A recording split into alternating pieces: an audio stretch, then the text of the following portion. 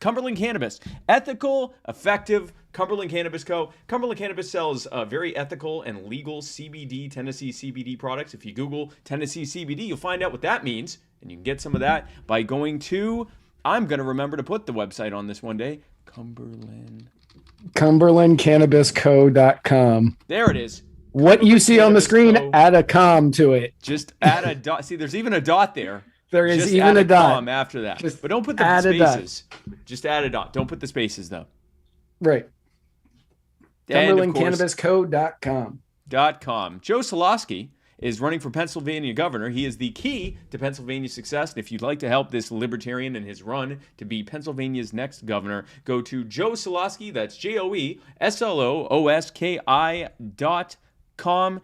And Jack Casey. Jack Casey has written in 2 entire books so far. One of them is about apparently a ring. The other one is about a knife with a butterfly attached to it that's looking at you. And they are somehow related. I don't know how they are related, but apparently they are related. People apparently are reading it, and people seem to be enjoying it based on what we've been told in the comment section.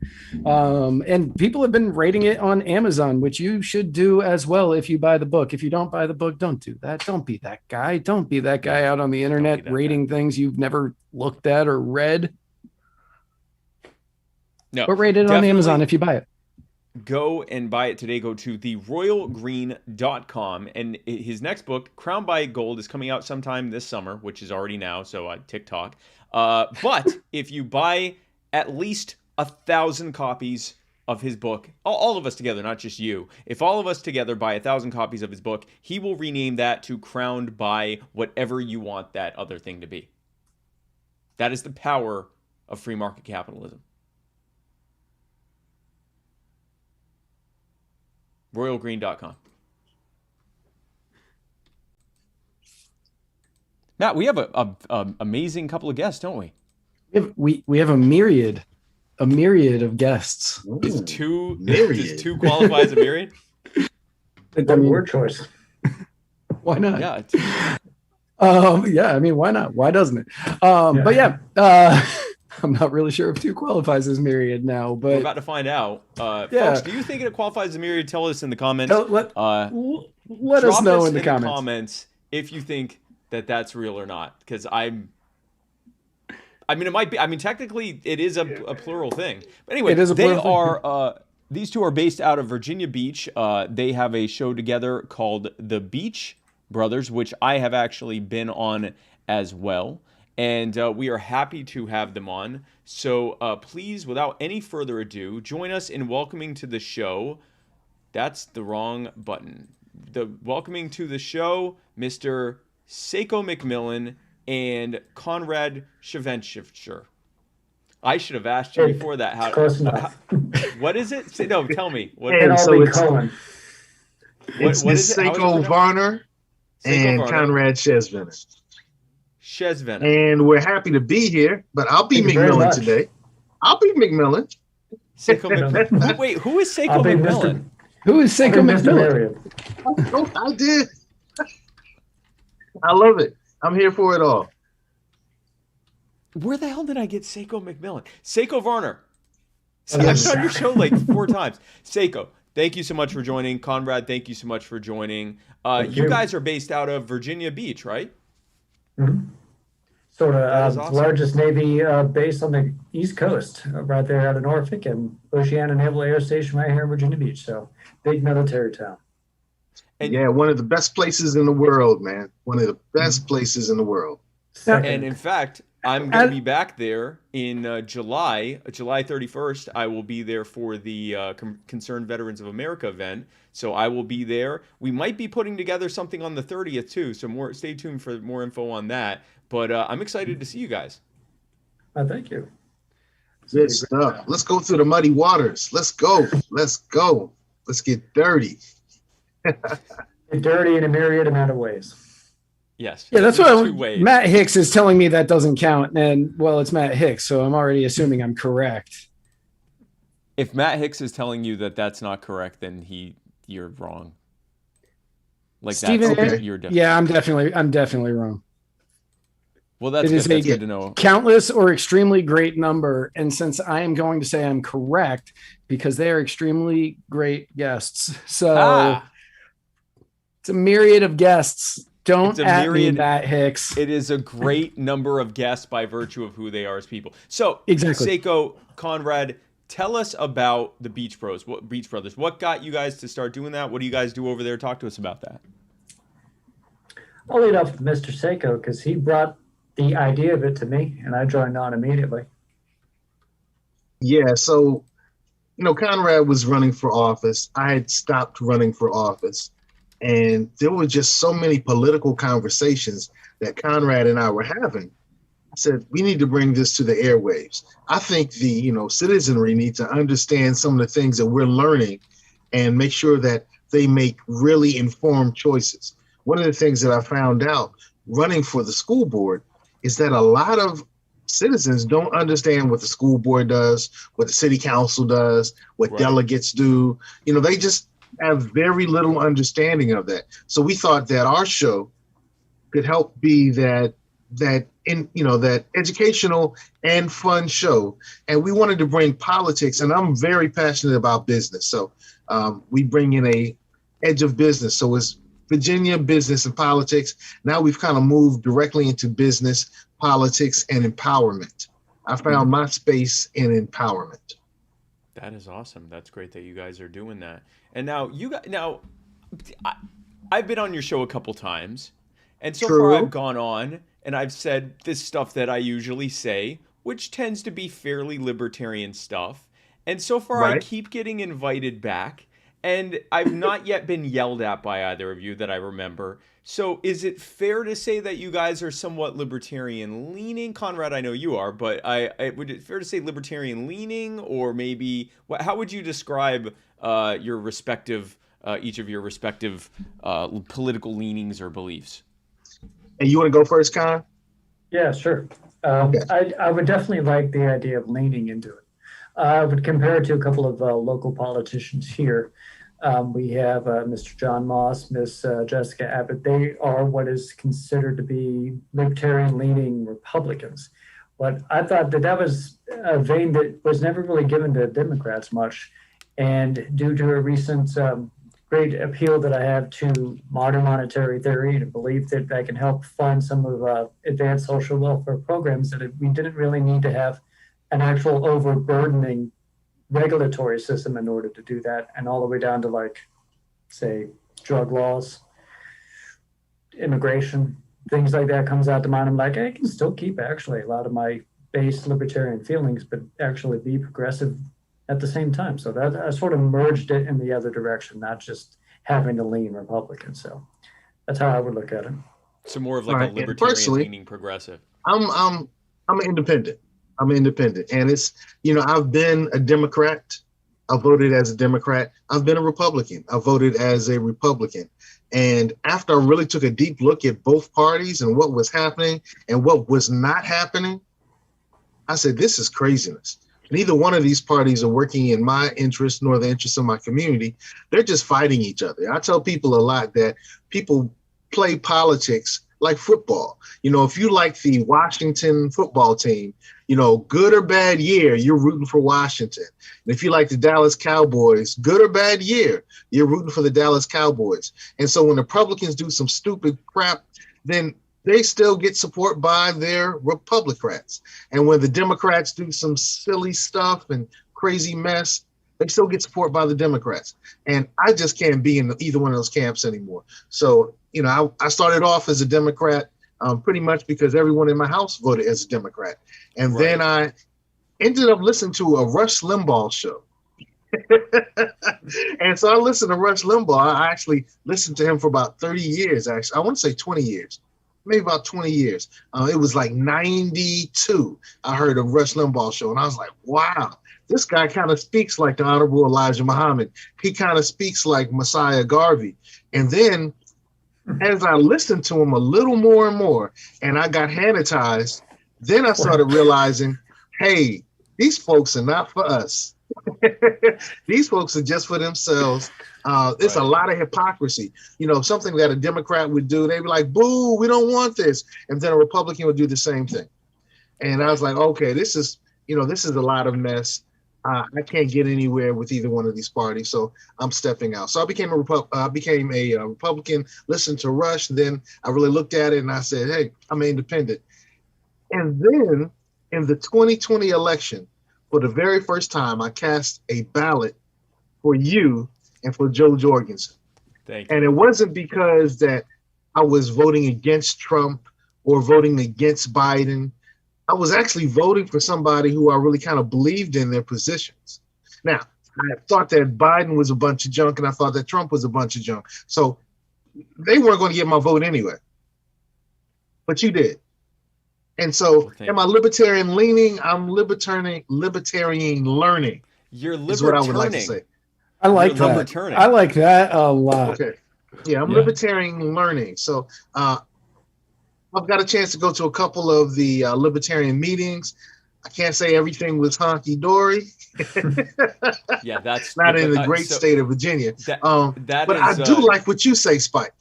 Well, and I've learned a lot. And I tell you what, the best clip from the Beach Brothers show is Blue Cross Blue Chicken. The Blue Cross Blue Chicken plan? Yeah. But whenever you want to Google Blue Cross Blue Chicken, you're going to find a great video with Spike. It's probably on, it's on one of our YouTube channels. It's on Twitter. It's on Facebook. You'll find a Blue Cross Blue Chicken. Does that come up if you Google it? I loved it. Does that? I like. Oh wow, it does. If you Google Blue Cross Blue Chicken, my video comes up. That is hilarious. Oh, we're here for it, man. You brought it. And I was like, yes, this makes so much sense. I love it. So I'm libertarian learning. And I think the way you said it was interesting. How did you say it? Liberturning. Liberturning. Libertarian learning's better. Liberturning is me trying to hobble it together. Go ahead, Matt. Sorry. No, you're fine. So, Seg, I grew up in Virginia. I grew up in Northern Virginia. And I will never get used to hearing them being called the Washington football team, ever. I don't even like. I have never liked them. I have always rooted against them, except against the Cowboys because I dislike them more. But I have never been like. Anytime people have been like, "Oh yeah, the Washington football team is playing," I kind of go, "Are they? Are they though? Or are they just there?" Well, I kind of use the Washington football team and the Dallas Cowboys because it's red and blue. Red and blue. I get it. I understand. Right. It's, Democrat, Republican, blood, Crip, Dallas. Yeah, that's Washington. Accurate. Blood and Crip is actually probably the best description because people actually get killed. Whereas with football, it's just like entertainment. So it's actually probably a good thing. So then tell us a little bit about the Hampton Roads Black Caucus. What started that? Well, I'll start on this one. So I'm the chairman for the community action team. And the Hampton Roads Black Caucus has actually been in business, been alive for about 10 years maybe. And some constituents got together and said, a lot of the things that are happening politically in Hampton Roads are not positively impacting the Black community. So we want to pull ourselves together and say, hey, these are our concerns. And we want our politicians to address our concerns as well. And the only way we think that our concerns are going to be even considered is if we show up in droves. If there's a myriad of people coming together and saying, hey, we have the same concerns. And so when I ran for office in 2018, I learned about the Black Caucus because I didn't know about them before then, but they give endorsements. So I said, let me chase their endorsements. So I sat down, met with them, and I learned about it. I was like, you know what? I should be involved in this. I didn't win the race, but I came back the next year and said, you know what? I think that what you have here is beautiful. We just need to make it larger.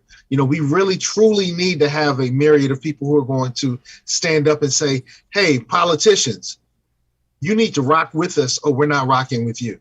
And so I developed what I call the community action team. We call ourselves the Battle Cats.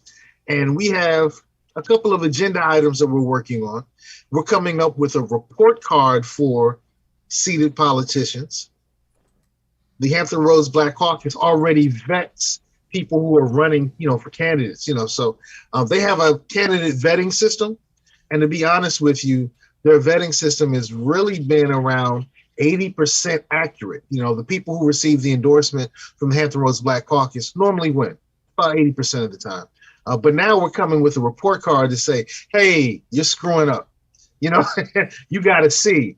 We want better. We want a B. We want an A. If you have a D, you got to get out of here. You got an F, you got to get out of here. And we're going to make sure that the community gets a better understanding of how they're being misrepresented by their selected officials.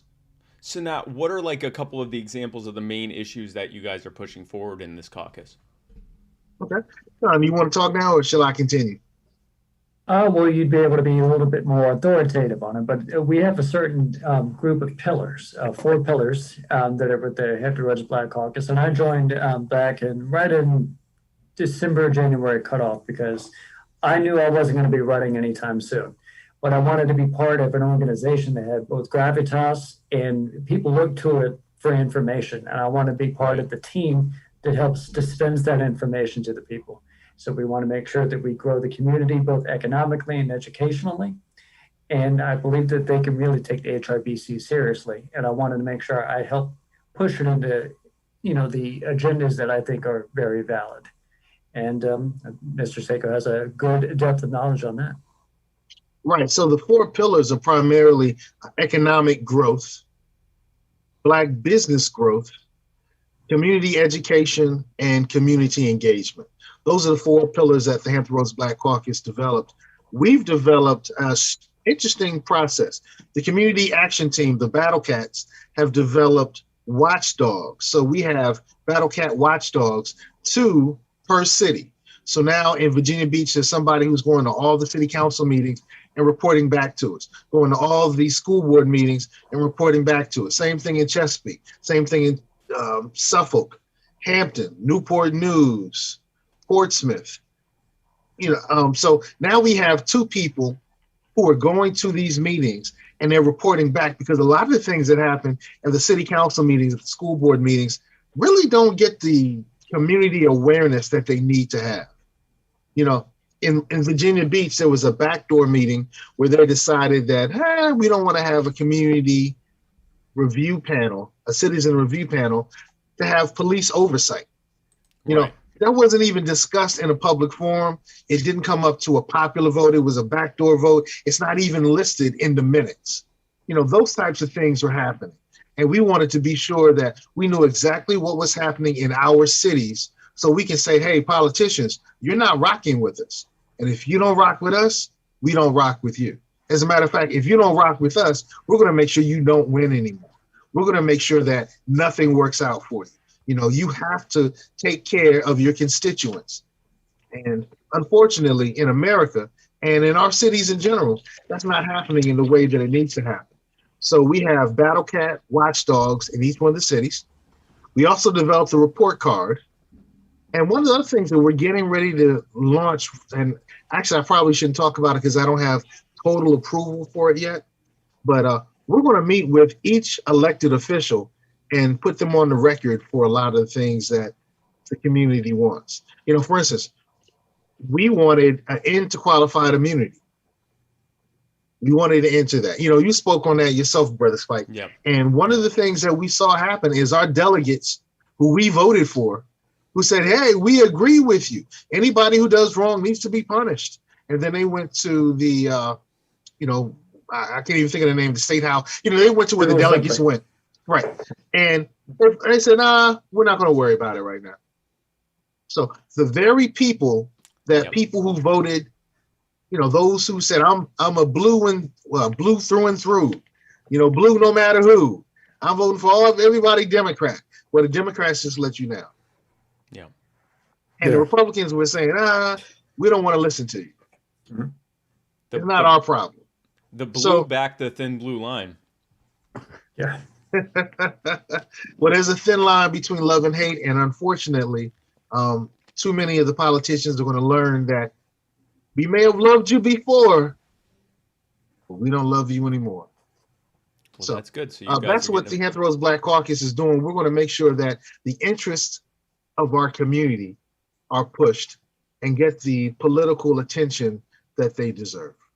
Well, and you're doing it the way to do it. You get involved in your communities. You're going to actual meetings. You're going to city council meetings. You're going and talking to delegates, which are that's for those who don't know, those are what the legislators are called in Virginia. You're going and meeting with legislators. You're meeting with the people.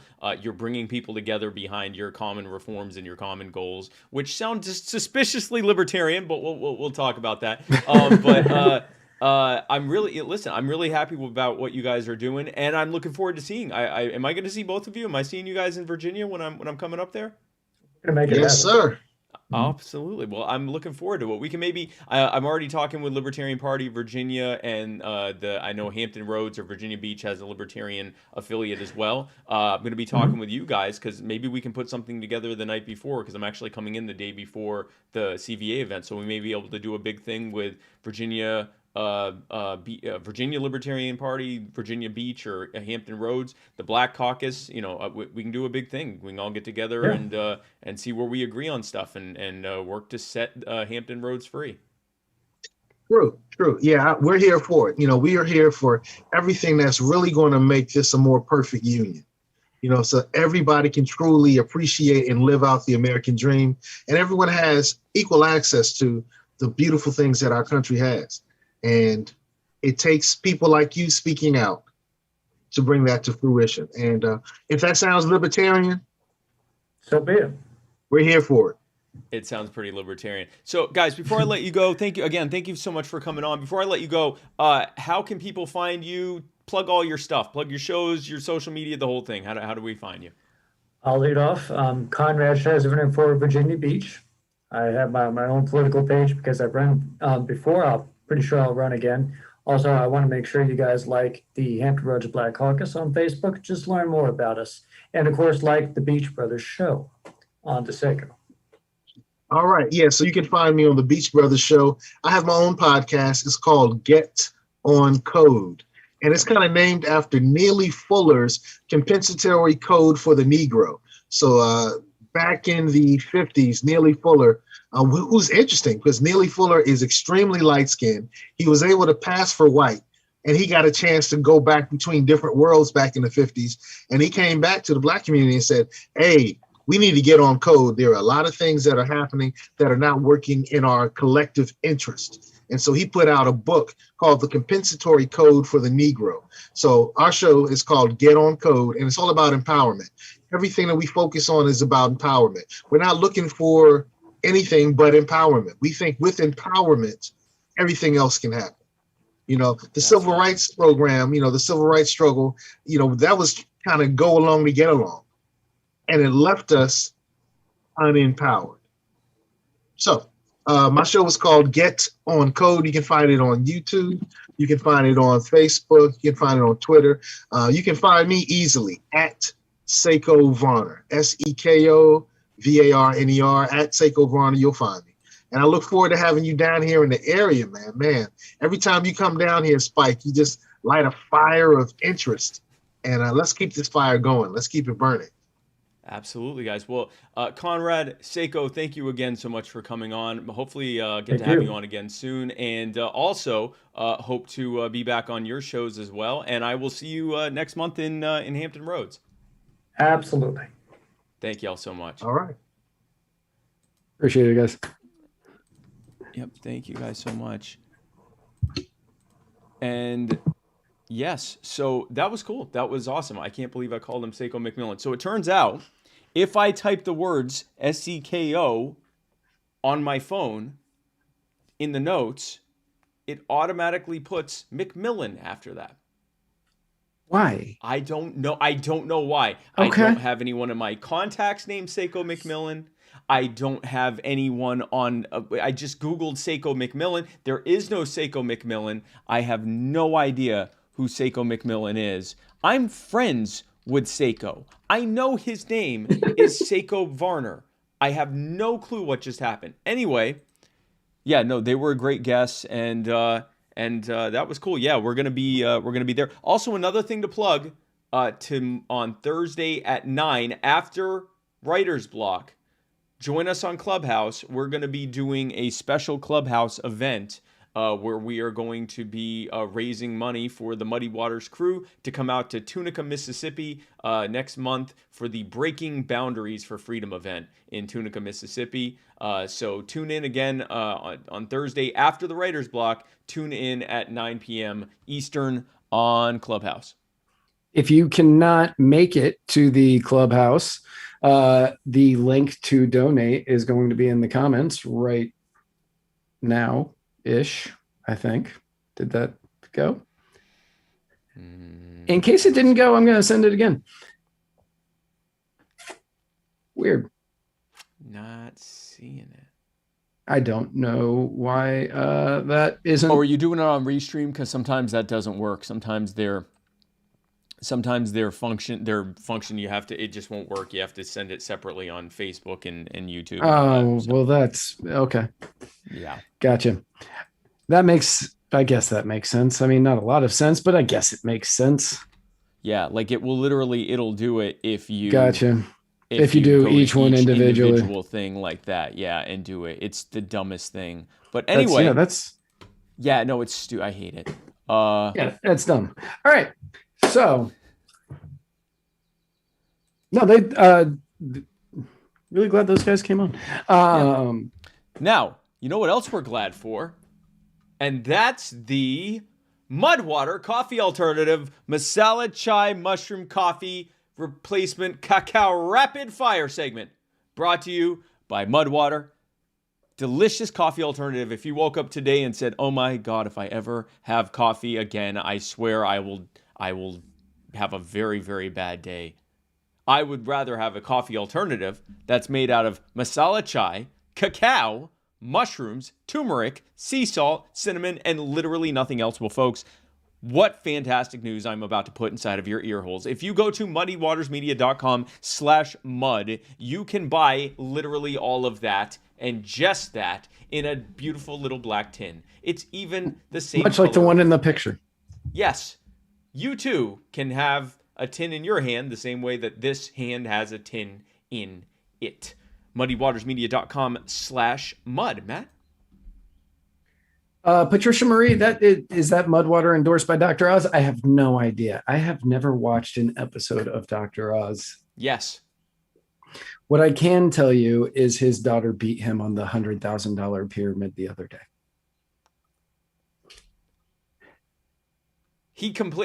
Dr. Oz called me right before the show started, and he said, "Spike, I need you to tell your guests and fans and followers that I 100% think that Mudwater Coffee Alternative is the best coffee alternative on the market." And he specifically brought up the fact that it has 1/7 of the caffeine of a regular cup of coffee. Just enough to get you started, but not enough to get you a crash or cause any kind of heart problems. Because I'm a doctor, Dr. Oz. That's my name. That's a direct quote. Ashley Greer Smoot, yes. If you want to hear us roast your business, yes, we need more sponsors. It's kind of a prerequisite. You have to understand that's probably going to happen.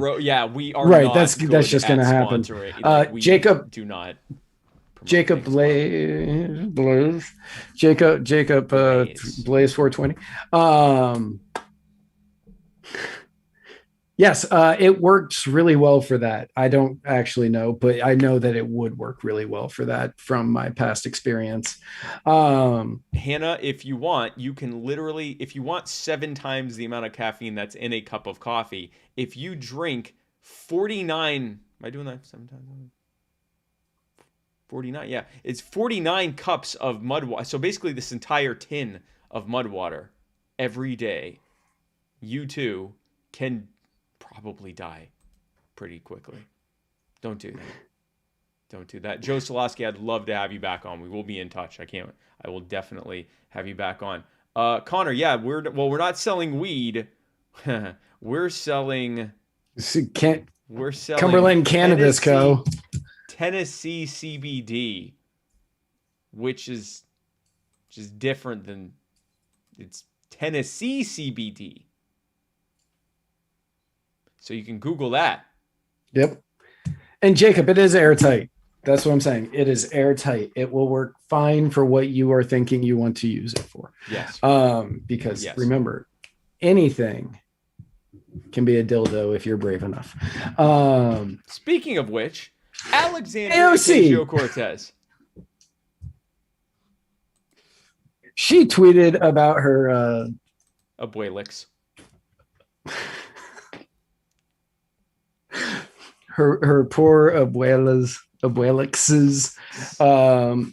house in Puerto Rico, talking about how it was dilapidated, and there were a myriad of things wrong with it, and it's Trump's fault. It's all Trump's fault. It's all Trump's fault. Just over a week ago, my abuela fell ill. I went to Puerto Rico to see her, my first time in a year plus because of COVID. This is her home. Hurricane Maria relief hasn't arrived. Trump blocked relief money for Puerto Rico. People are being forced to flee ancestral homes, and developers are taking them.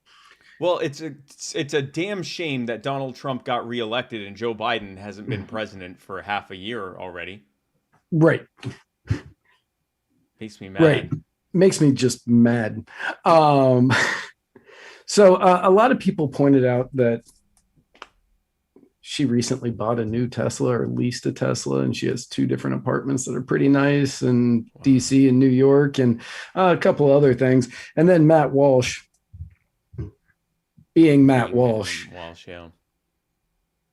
And I'm gonna say first, I don't like Matt Walsh all the time. I don't like him. Matt Walsh is one of those people that 20% of the time, 10 to 20% of the time, I'm like, yeah. And then the rest of the time, it's like, what? Right. Yeah, that's pretty accurate.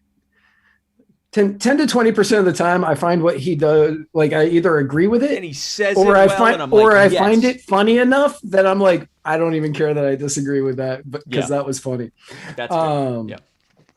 But so Matt Walsh tore into her for having the Tesla, and instead of helping out Nana Ocasio or Nana Cortez, I'm not really sure which one she is, and then he started a GoFundMe that raised a myriad of dollars, just a pure myriad of dollars. 50,000 myriads, actually. Raised $100,000. Yeah, raised over $100,000, and he reached out to AOC to find out where he could send the money. He did not get a response immediately.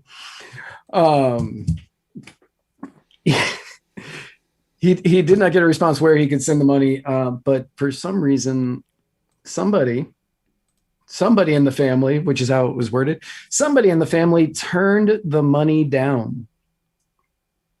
I wonder who. I wonder if. I bet it was Grandma. I bet it was. Yeah, Nana Ocasio-Cortez. Nana Ocasio-Cortez. I don't think it's Nana Ocasio-Cortez. It's Nana Ocasio or Nana Cortez. I bet that Abuelix Cortezix was, or Ocasio-X, looked at over $100,000 raised so far and said, no. This would definitely make my granddaughter who has a Tesla and a 6-figure job look bad. Look terrible. And I better wait for the funds to be released and then given to the Puerto Rican governor, who will then definitely disperse that the way that it is supposed to be dispersed, because they have such a great record of that happening. Yes. Yeah.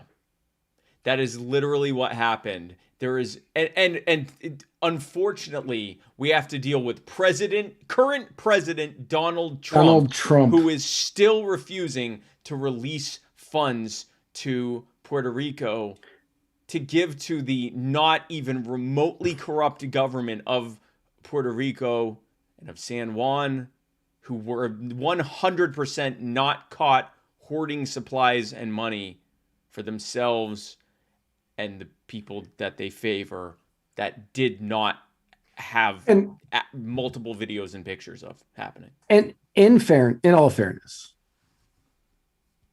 Donald Trump probably is still refusing to release the money.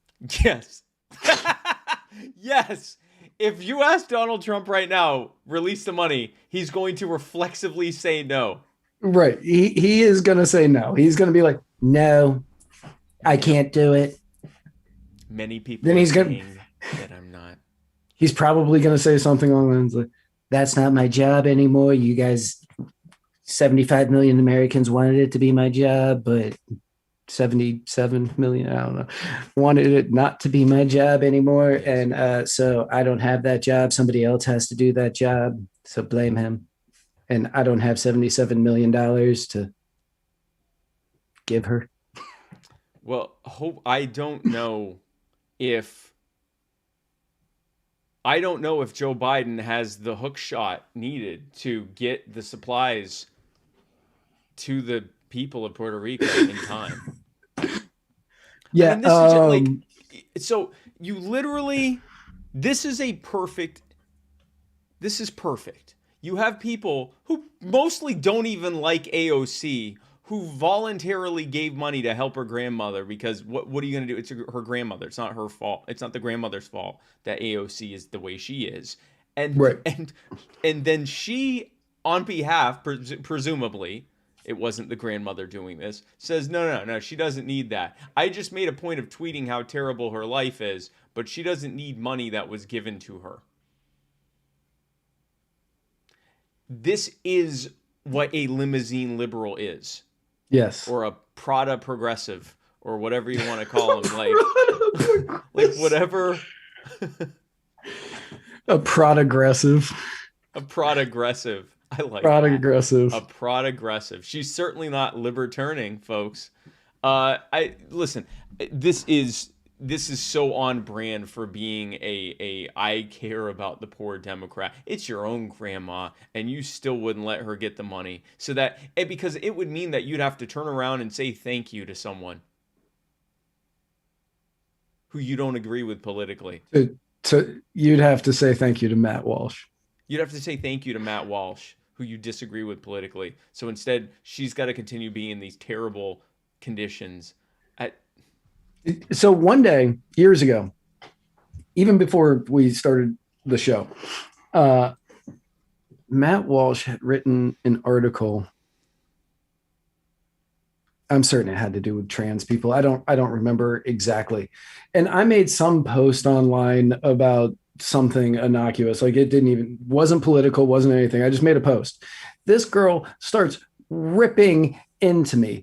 And I was like, whoa, Amanda, why are you coming at me this way? Like and I were at, what's that? Yeah, Amanda. Yeah, Amanda. Like, why? Yeah, why?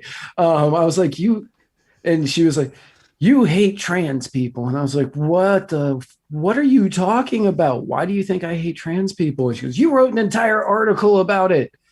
And I had literally just finished reading the Matt Walsh article like 2 minutes before I saw that. And I went, do you think I'm Matt Walsh? You and I met at a Monsanto rally, and you think I'm Matt Walsh? And like, she was just blasting me for like a half an hour, and I was like, why are you so mad at me? What did I do to you? That was like when I was a little child and people would come up and congratulate me on how good Do the Right Thing was. So, speaking of taxes, on Saturday, the finance ministers from the G7 nations announced their support for a global corporate minimum tax of 15%, which would require companies to pay at least a 15% rate in each country they operate in. Not just their main one, all of them, Matt. All of them. And of course, in completely unrelated news, companies around these 7 countries are fleeing to the other 194 countries that are out there. However many more. Yeah. So the agreement, which for anybody who doesn't know, the G7 is composed of Canada, France, Germany, the US, Italy, Japan, and the UK. Not China, though. Not China, not Russia. Not Brazil. Not any of the other 194 or whatever it is. Now, the G7 They are calling for an extra tax on profits from the largest and most profitable multinational enterprises, meaning that they are going after your Amazons and your Facebooks and your Googles and or Alphabets, whatever.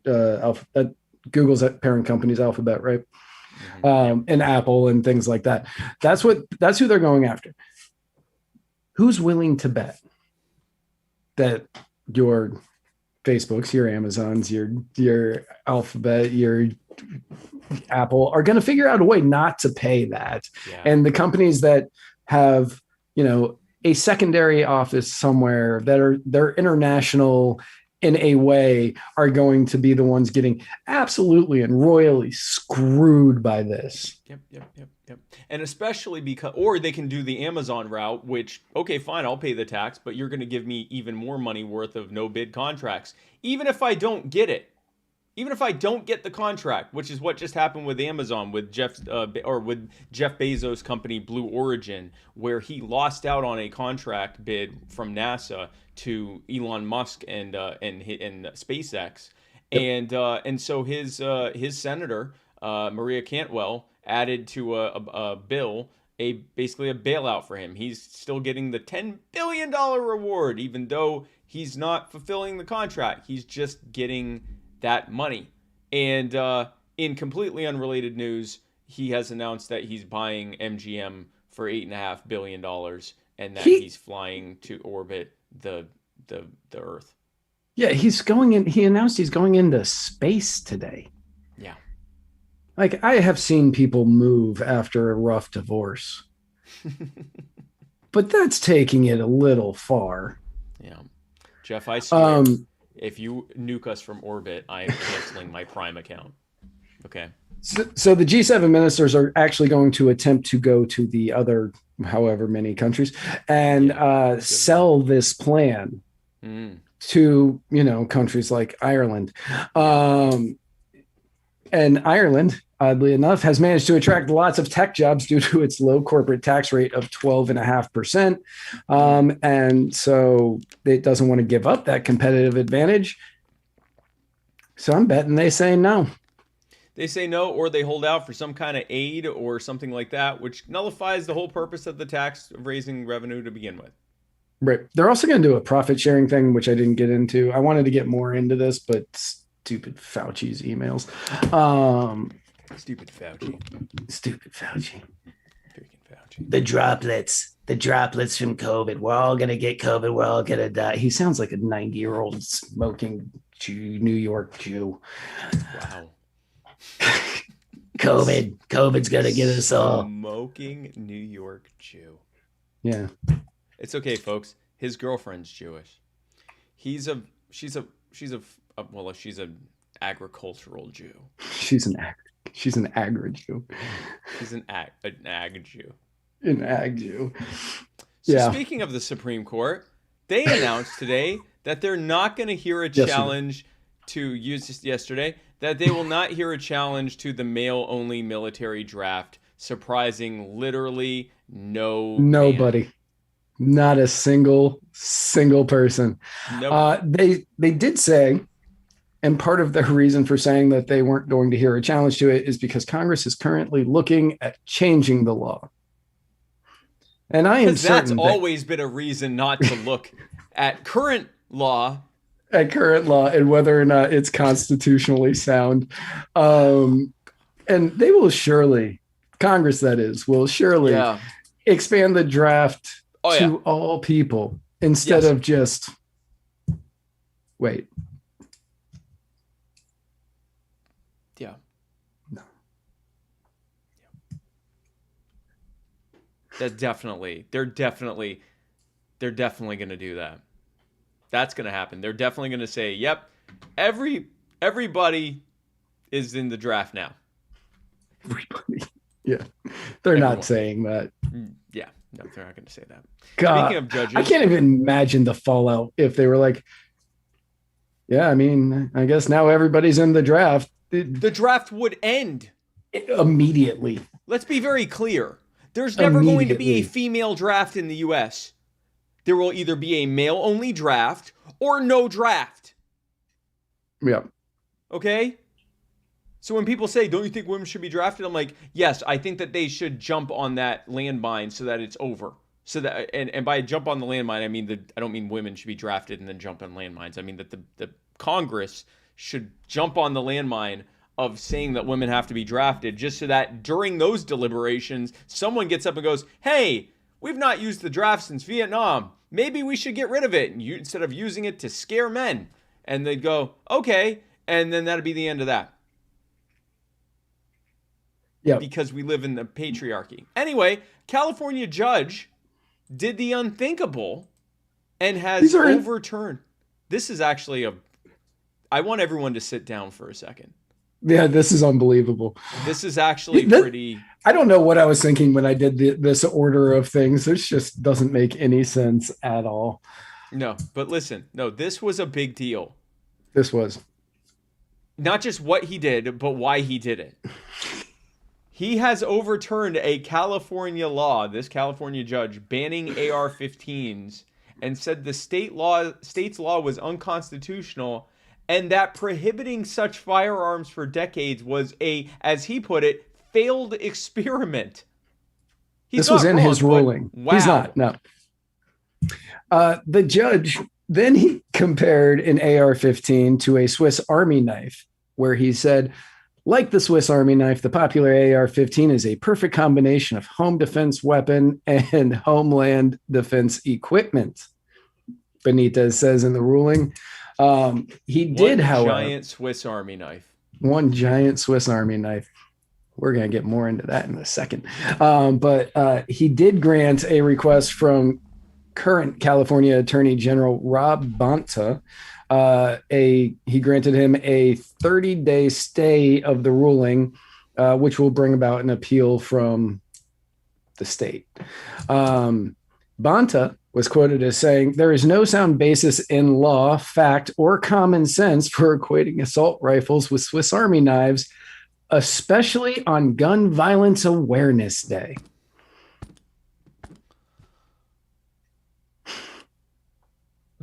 You'll notice they haven't challenged his assertion that it was a failed experiment and unconstitutional. No, it's really hung up on the Swiss Army everything knife is about the Swiss Army knife from here on out, because that's the only thing they're going after. This law is stupid. It doesn't work. It's against the Constitution, making it illegal. And also, in my opinion, it's kind of like a Swiss Army knife. How dare you compare this thing to a Swiss Army knife? So Governor Gavin Recall, Democrat, said of the Swiss Army knife comparison, it completely undermines the credibility of this decision and is a slap in the face to the families who've lost loved ones to this weapon. No, I'm not going to address his assertion that it's a failed experiment and unconstitutional. I had to look. I was like, is that in there? Yeah, no, he said all of that. Yeah. Dr. Oz actually told me he said that. Oh, gotcha.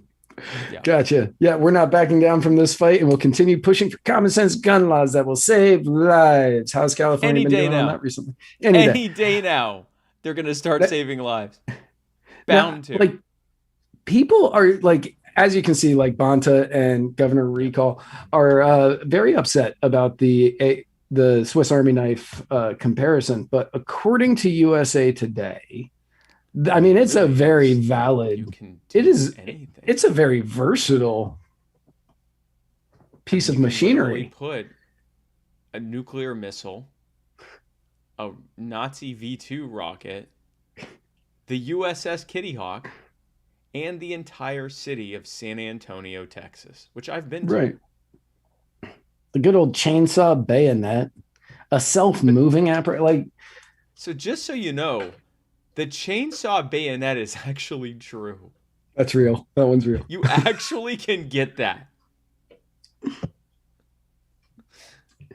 The one that's almost the silliest is actually true.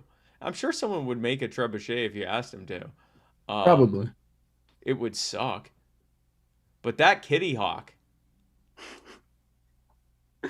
You know, the USS Kitty Hawk, I would definitely add to an AR-15. I mean, if the entire city of San Antonio, I don't know. I don't know. That seems like more of a burden than anything else. That feels a bit much. And a nuclear missile, you can end up potentially hurting yourself. But the USS Kitty Hawk, that's serious firepower there. Right. I actually named this file when I made it. This could also be a political chart because this kind of could be. Only if you move the Nazi rocket over to the right and the self-moving apparatus to the left, then this would actually potentially be a political chart. See, I don't know. No, I'm not going to say that. Never mind. I'm just going to leave that one alone. Yeah, we're going to not say that. So here's what we are going to say, though, folks. Something really great. Right now, we are going to the personal injury attorney, Chris Reynolds, attorney at law, Anchor call-in moment, where you can go to anchor.fm/muddiedwaters, and you can leave us messages, and we play those messages and answer any questions that you have right here on the show. And we have 3 messages tonight. Oh, also, when you go over to anchor.fm/muddiedwaters, you can donate and you can leave us money.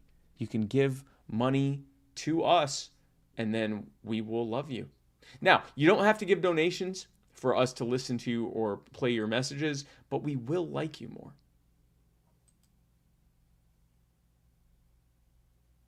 So, our first message comes from Mr. James M. Ray. Hello, Tasha Cohen's husband and guy on left. This is James M. Ray with a little message about the upcoming LPF convention. I think we should go on offense about things like legalizing blowjobs, especially since we've had hypocrites like Frat Gates and New England Patriots owner Robert Kraft using illegal sex workers. In Mr. Kraft's age, at least they were all adults, for sexual purposes. Since we as libertarians believe that this should be legal, I am proposing that we start trending a legalize BJ's hashtag. And also elect Martha Bueno. She is the best. That's quite a coupling there. So, just no transition or segue at all. So I'm going to address. Let's talk about legalizing BJ's and Martha vote for Bueno. Martha Bueno. So let's separate those two items for a moment because they are 2 separate items. Number one item. Those 2 issues do not have anything to do with each other. Items totally separate. The first one, yes, libertarians definitely support legalizing sex work. What you do with another consenting adult is no one's business. And there are all sorts of different hashtags you can make for that one. Issue number 2, completely separate from the first thing that we've already talked about and are now finished with. And second issue is a lady by the name of Martha Bueno, very, very dear friend of mine down in Miami. And she is wonderful woman. Wonderful woman. She's running for commissioner there, or running to be on the commission there. I think that's what it's called. Hold on a second. I think it's called it's for the city. Hold on, Martha Bueno for. I think her birthday is 2 days for Miami-Dade Commission District 10. I knew I wasn't making that up. And everyone should go and support her for that. Yes.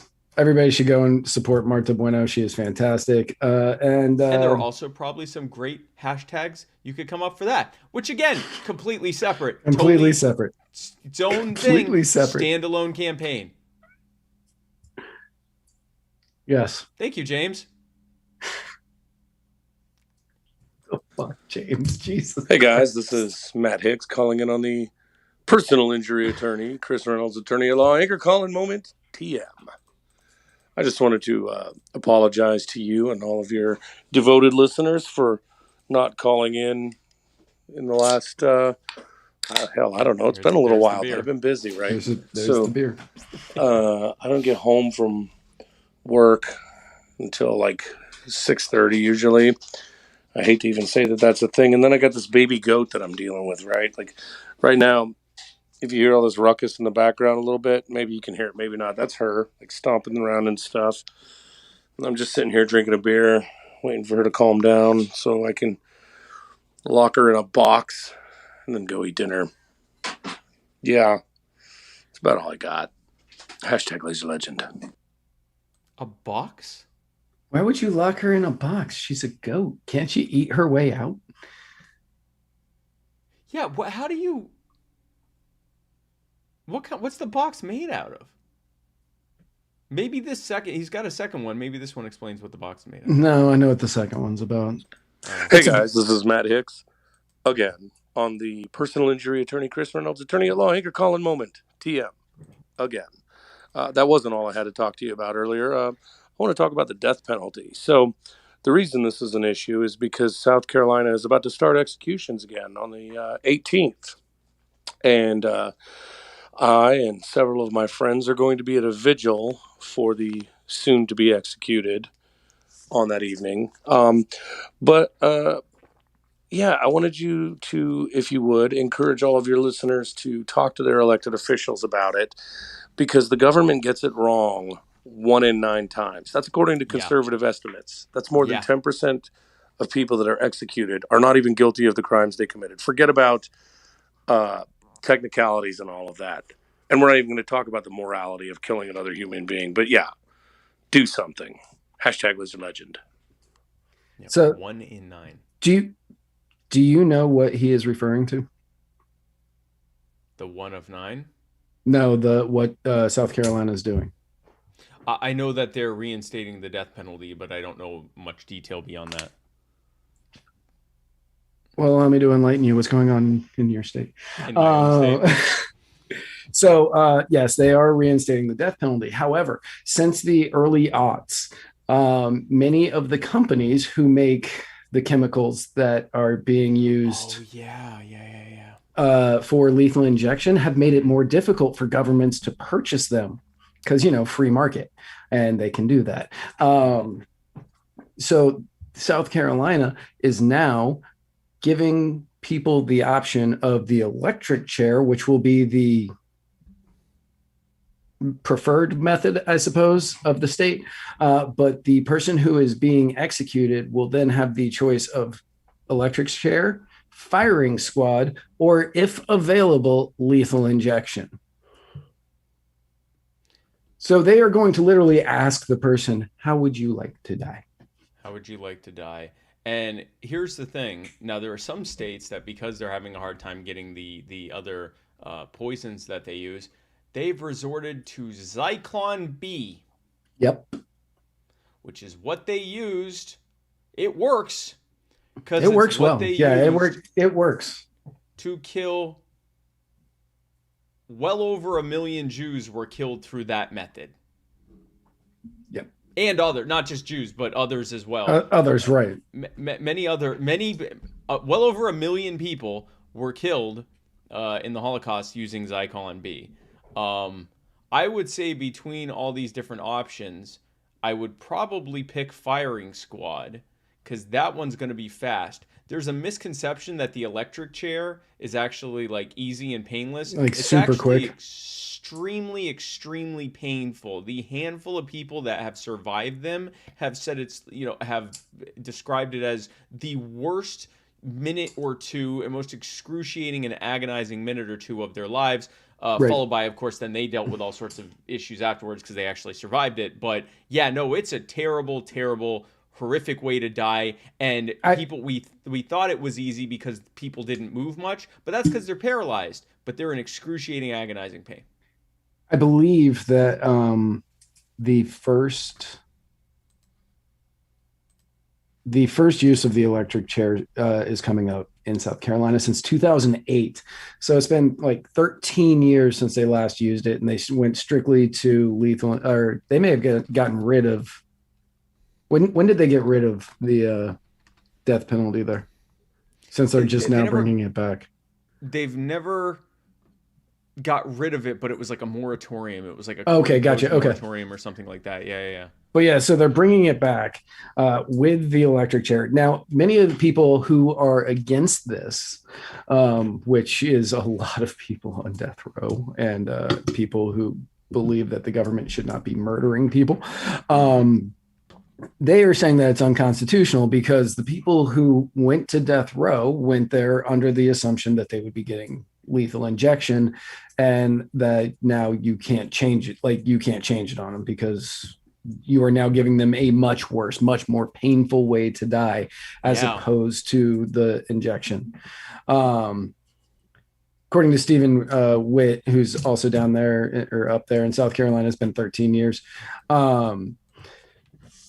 But so they're saying that this is a much less practical, much more painful, much more torturous way to kill people. And when they got convicted, they were kind of under the assumption that it would be lethal injection. And now you cannot change this on them. And they're saying, no, they got the death penalty. Now they get to pick between, one of two or three options. Yeah, so I looked it up, and because when you said that, it was literally, they haven't been able to kill anyone since 2011 because no one will sell them the drugs necessary to do it. So that's what this bill would do, is to force them to choose of these different methods instead of holding them on death row until the drugs become available. So that's what that's about. The death penalty, for every one person that has been executed in the U.S., or for every 9 people that have been executed in the U.S., 1 has been exonerated. Now, keep in mind, most of those exonerations have only happened in the last 30 or 40 years, as there have been groups like the Innocence Project and so forth that have been getting more and more aggressive in proving that many of these people did not commit the crimes that they were accused of. So it's probably even higher than that. It's probably, if you take that number since they've started doing that, it's closer to 1 out of 6.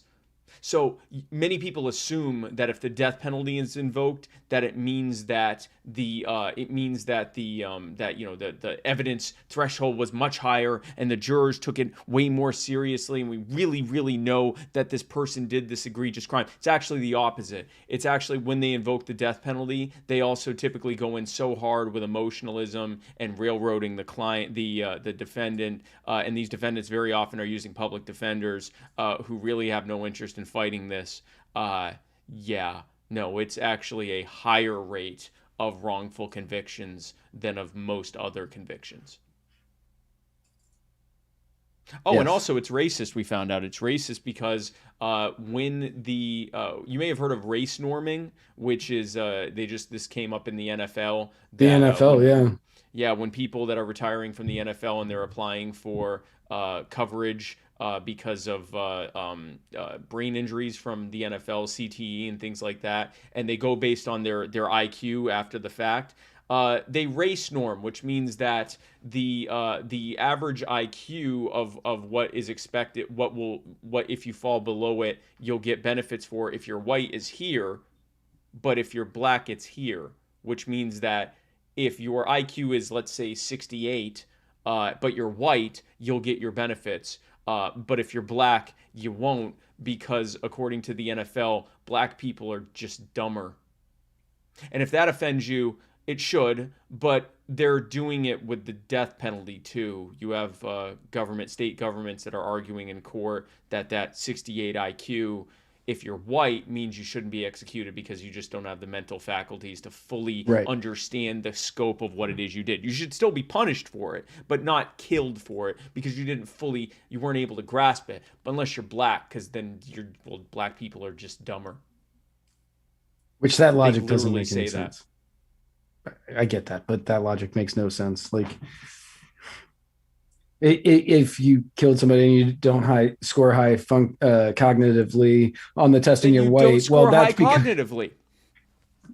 It doesn't matter. Even if you think black people are dumber, even if you really think that, if your IQ is at this level means that you can't process it, then that's what it should mean. It's not like, blacks are normally like that anyway, so let's kill them. That's literally what is being decided. This is what it looks like when you give government the power to decide whether you live or die. They use it like this. They railroad people. They make up the most ridiculous and sometimes racist excuses to murder you. And yes, it is murdered. It is not defense. It is premeditated. And it does not defend immediately. It's not defending the life of anyone. This is someone who already could just be in prison for the rest of their lives without parole. They pose no threat to anyone. You can put them in super lockdown if you want to. It also doesn't save any money, because I've heard, anytime I bring this up, people go, I don't want my tax dollars to go towards putting someone in a cage. I get that. It actually costs more money. And we've talked about that on this show. It actually costs more money to keep them on death row, because the death row security is much higher, because they're all on death row and they all know they're going to die. So they have many more, in a regular prison, there are multiple prisoners per corrections officer. In death row, there's multiple officers per inmate. It's completely flipped around. And they typically are in there from anywhere from 10 to 20 years, while they have appeals every year in order to, just in case they didn't do it, we can find that out. Now, the only way to make the death penalty cheaper than life in prison is to reduce the amount of time they're in there fighting to prove that they're innocent, which means you're going to kill even more innocent people. So there is no moral, just, or taxpayer money efficient way of executing people. Right. You just have to put them in prison for the rest of their lives. Government should not be making these decisions. And now, I have to say, somebody, Daniel Sires, if I said your last name wrong, I apologize. I like his plan. If somebody gets the death penalty, give them death by marijuana to find out if somebody could die from smoking too much weed. And they can't. Probably not. I mean, they can't. That you want to talk about expensive? I am not arrogant enough to think that there is a river out there that doesn't contain a bend, but I'm pretty certain it'll be a long time before you find somebody who overdoses on marijuana. Yeah, it's not going to happen. I'm sure they'll sign up for that. Oh, death by yes. Let's try that. Let's see if we can get started today. Joseph Adams says, "I've tried. You can't." Yeah. And the other thing people will say is, well, but what if, what about these like serial killers and mass murderers and child molesters? Well, you were talking like, child molesters don't get it. They don't get the death penalty. You know what they do get? They get prison justice. Right.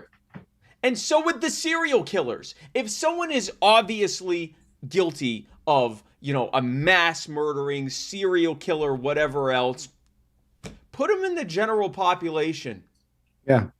If it's beyond a shadow of a doubt that this person did it. And when you're talking about serial killers or mass murderers, you are talking about like 0.01%. I don't remember the exact stat, but it is much smaller than a percentage of people on death row. You are talking about the minuscule of the minuscule. That is the same as saying, why go drive today because I might get into an accident? Right. That is what you are talking about when you're like, oh, but what about people like Jeffrey Dahmer? Okay, name another one. I mean, you can if you really want to, like Ed Gein or Ted Bundy or whatever. But you can name those, but you can't name the other thousands of people who die on death row across the nation because they don't do horrendous stuff like the names that you do know. They just end up there many times because they are black.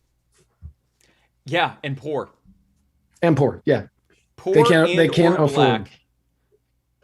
Poor and or black, or I guess poor and black or poor are the two biggest ones that will get you dead.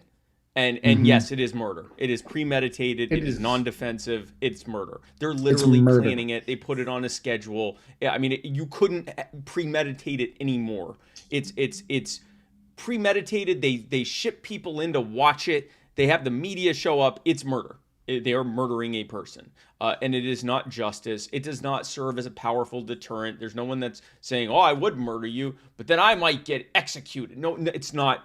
it is not a deterrent. It is not justice. It is state-sanctioned murder. And like any other time we give government too much power, they use it in the absolute most garbage way possible. And that's what the death penalty is. And it needs to end. And people are saying, oh, well, prison justice. Does that mean you're saying you trust the average inmate more than you do government? Yes. 100%. Yes. Yes. Yes. Yes. Yep. Not even no hesitation. Absolutely. So yes, zero issue with that statement. Yeah. No problem at all. Now he is on death row for killing how many people? 3. Okay, let's see how many our government killed in the same time span. Yep. Now, speaking of people who I trust less than the average inmate. I thought you were going somewhere else with that. Nope. Dr. Anthony Fauci. Dr. Fauci. Dr. Anthony Fauci, who is definitely not just Wario pretending to be a person. No. He is like the doctor. People. He looks like the doctor from maybe he's not a doctor. I haven't seen this movie in so long. The Nightmare Before Christmas. Oh, look up the doctor from The Nightmare Before Christmas. That is who that guy reminds me of. He strikes me as Wario. But doctor from The Nightmare Before Christmas. I think it's The Nightmare Before Christmas. That guy. The guy in this dude. Oh. Ish. I'm seeing Mario. I'm sorry. So speaking of Mario, that's just because the Italian thing. It's a me, Wario. It's a me, Wario. It's a me, Dr. Fauci. Dr. Fauci. Dr. Fauci. Hey, Dr. Fauci. So last week, yes. Thanks to a Freedom of Information Act request from BuzzFeed. 3,234 pages of emails were released that has those who hate Fauci convinced he is evil, and those who love Fauci convinced he is able to adapt to the changing science of an unknown virus. Well, whichever side of the Fauci fence that you sit on before the email release is that you're still there. That's the same side of the fence you're on. You're just buried deeper into the grass. Literally no one's minds were changed, mostly because no one read them. They went to their preferred media, like us, to find out what they say. And you are very welcome for yes, you're very welcome. so many hours of my life. Yeah.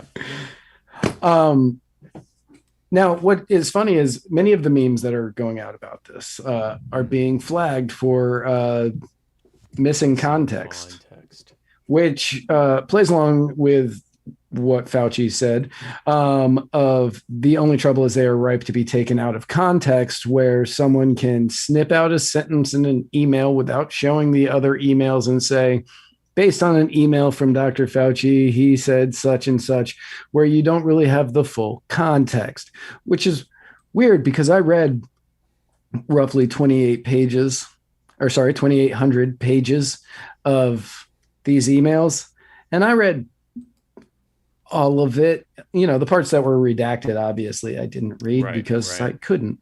But I did read those. But what they're being flagged for is the memes say leaked emails instead of legally released emails, thanks to a FOI request by BuzzFeed. That is why they are getting flagged for missing context. Yeah. So if you think that people, and I'm not going to say, I'm not going to say that we as libertarians or we on whatever side you're on, don't do this. We all do it. We will see that something and we will just sort of assume that it's right. Mm-hmm. We won't go and delve into it any deeper. In this case, people who think Fauci is the Italian god that knows all things about medicine, which we're going to get into a little bit more in a second. If you think that, then you probably went, yeah, it's missing context. It's missing the context that the emails weren't leaked. They were legally released thanks to a Freedom of Information Act request by BuzzFeed, and they published them probably against his will. Now, so they're not leaked, they're released. They're released. They say what they say. Right. Yeah. So many people are out there looking for the smoking gun. Right. The smoking gun. Now, I read roughly 2/3 ish of these emails over the course of the last week, and there is stuff in there that does not look good. But smoking gun means undeniable proof of guilt, and there's a lot of people out there who will never see anything like that in these emails. Yeah. Now, let's be clear about something. There is such heavy redaction in these, and the only legitimate reason for a government-released email being redacted is for national security purposes. He is in the CDC. He's a doctor with the Centers for Disease Control. He is not in the FBI or the CIA or the Department of Defense or even the State Department, the National Security Agency. He's a doctor who's trying to ameliorate the spread of diseases. He is not with the CDC. He is with the NIH. NIH, yeah. Right. He's a doctor. I don't want us to be fact checked. No. Yeah, no, please. Let's not be fact checked. Right. He's with the part of the Health and Human Services. Right. Fun fact. He is the highest paid government worker. Yep. He makes more money than the president. Yep. Because he's a doctor. Because he's a doctor. Here is the thing. The reason they're releasing this now, in the way that they are. In the way that they are. And you'll notice the articles are saying, Dr. Fauci, these emails show just how hard of a worker Dr. Fauci is. These emails show how much Dr. Fauci cares. These emails show that Dr. Fauci was very conflicted about certain things, which is understandable considering everything that was going on with the virus and all the unknowns that we didn't even know that we didn't know. These emails show that Dr. Fauci was very concerned about a myriad of different things. We've said myriad a lot on this show. Many different things, and that's understandable given the circumstances. These emails show that Dr. Fauci was concerned about some things that he hadn't quite told us because he's trying to keep us safe. They're leading us down the path of eventually saying these emails show that Dr. Fauci had every reason to believe that it was at least possible that this virus was engineered using gain-of-function research that he pushed for the federal government to fund in a lab that didn't have the biosecurity level to be able to do that kind of research without having a severe risk of a leak. And the reason they're presenting it this way, instead of presenting it as the bombshell that it is this is the frog in the boiling water. They slowly turn up the heat until eventually you don't notice it. And then one day when you wake up and go, I'm boiling, they go, you've always been boiling. So here's how this is going to work. As that goes up, and as eventually it is undeniable what this is, and people go, wait a second, why is this guy in here? Why is this dog? Why is this guy? Why is he still a part of this? He's corrupt. He was the one telling people they shouldn't be wearing masks, and continued saying that even while they were pushing the mask mandates. Why would this be the doctor that we keep going? The media will go, we released that 1.5 years ago. That's old news. What are you talking about? We got to move on. This is an important thing. We have whatever other crisis they've created at that point to think about. We can't deal with this anymore. In other words, what difference at this point does this make? This is how they always do it. Right. Now, in talking about the masks that Spike just brought up, yes, back in February of 2020, Dr. Fauci said, you don't need masks. We don't really see that they have any beneficial help. And if you aren't using the correct kind of masks, you won't see any positive effect at all. So I don't think that they're necessary. He said this like February 2nd-ish. Mm-hmm. Now, granted, a lot of things changed. They did learn more things about the virus. And yes, you are allowed to have changing opinions. However, when you are a doctor of a very high profile, you probably shouldn't go out and make sweeping declarations.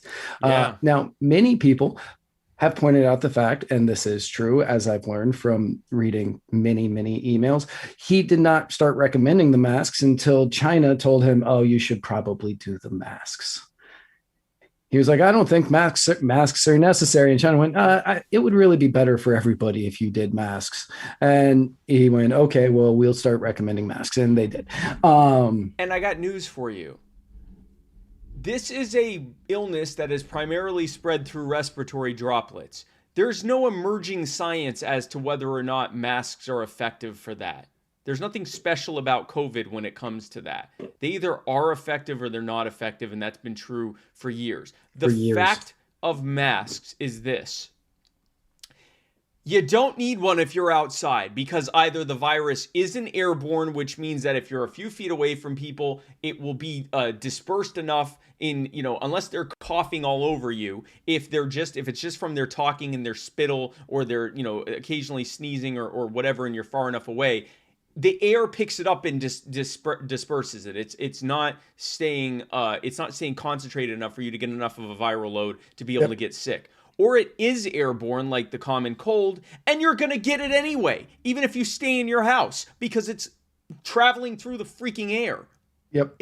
Either way, you don't need one outside. Now, inside, it can be effective if everyone or most people are wearing them, with the big caveat that you still need to stay apart from each other. It still isn't a perfect catch-all. And also, it's actually more effective to just stay directly out of people's faces and stay away from people that are coughing and sneezing. And also, you have to make sure the thing stays, it works well in surgical, clinical conditions, not walking around Costco or Walmart.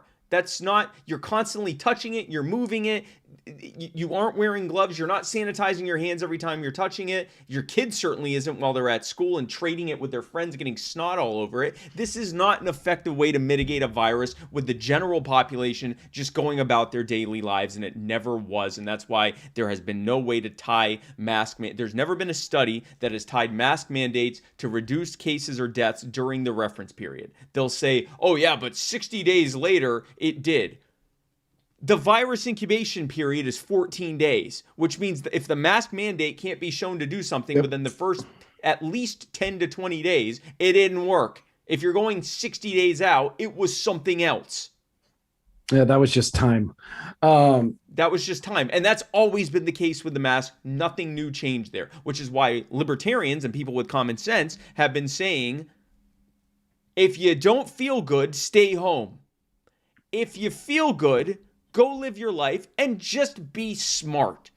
Right. Maybe don't kiss everyone you meet right now. Maybe don't eat after people unless you absolutely, don't eat after strangers or drink after strangers. Maybe don't touch your face so often, and maybe, wash and sanitize your hands a little more often. Maybe wash and sanitize your hands. I remember when I went to the store and all the soap was gone because half y'all hadn't been washing your hands up until then. I remember that. Bunch of nasty asses. Go ahead, Matt. Sorry. So, no, you're fine. So, that's why I put that note in there. Yes. Was for you to do your thing. Yes. But what is important to remember is that Fauci is a lifelong bureaucrat. And he was a big part of the bungling the AIDS epidemic in the 80s, sounding an alarm about the possibility that routine close contact as within a family household can spread the disease. And like I said, is the highest paid person in government because of it. Now, he wrote this article and it got shared everywhere that this was now how AIDS, because they didn't know it came from HIV at the time, not in 1983. They thought that AIDS was going to start being spread through close contact as within a family household, and it was just going to take off. I want to remind anybody who might have been alive at that point and was working that they were not requiring masks to go everywhere for a disease that was killing literally everybody who had it. Everyone who got it. It had a 100% fatality rate, and they didn't push for it. Now, remember, what we are saying here, because sometimes this can look somewhat sterile, these things that we put up. Dr. Anthony Fauci was the main person who had AIDS patients here and around the world being treated like lepers. Because common sense would tell you that if a disease was overwhelmingly being spread or overwhelmingly only being carried by gay men at that time, that probably meant that it wasn't spreading too much outside of sexual transmission. Because if they were spreading it to their family and loved ones, their family and loved ones would have it. You'd have old straight ladies who had it. You'd have little kids who had it. You'd have a whole assortment of people, maybe it's gay men or whatever, but it would have spread. It's just like, remember when everyone was worried about Chinese people because of COVID, and very quickly it wasn't just Chinese people that had it? That's because COVID spread to everyone. It wasn't just that specific.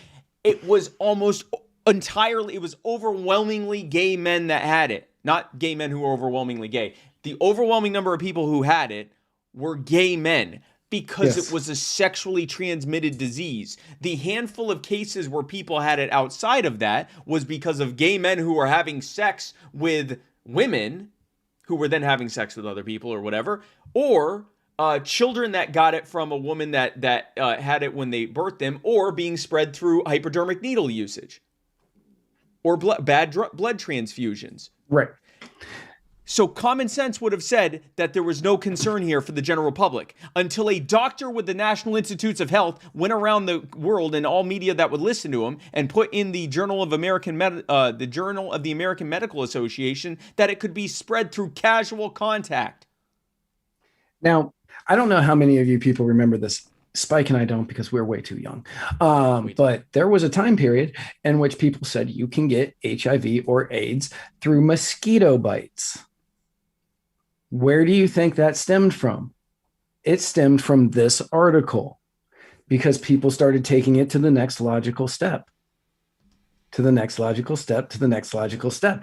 And yes, there was a time period in this nation where they believed that you could potentially get HIV and or AIDS from mosquito bites. They did not start mandating everybody wear bug repellent everywhere they go. Yep.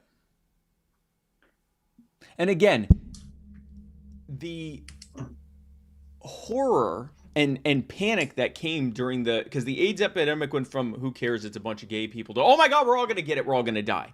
Right. 100% fatality rate, which led to a massive stigmatization of those gay people, which again doesn't make any sense, because if it's already spread to everyone else, cat's out of the bag, who cares at this point? What difference at this point does it make?